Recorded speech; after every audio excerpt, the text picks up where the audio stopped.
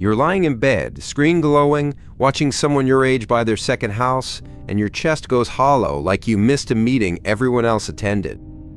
That hollow feeling isn't data. It's a measurement error.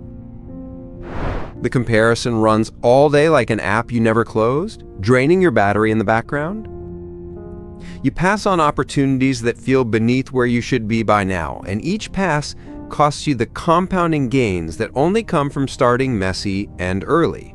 So you try gratitude lists, digital detoxes, reminding yourself everyone has their own timeline.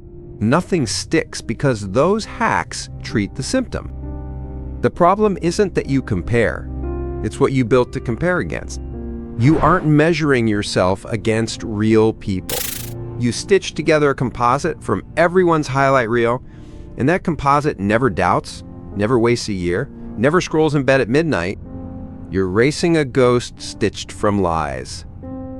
Your brain can't tell a curated feed from reality, so it treats the ghost as a real benchmark and flags you as failing.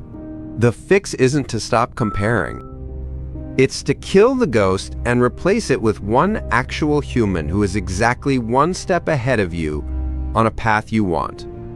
Your brain can't tell a curated feed from reality, so it treats the ghost as a real benchmark and flags you as failing. The fix isn't to stop comparing. It's to kill the ghost and replace it with one actual human who is exactly one step ahead of you on a path you want.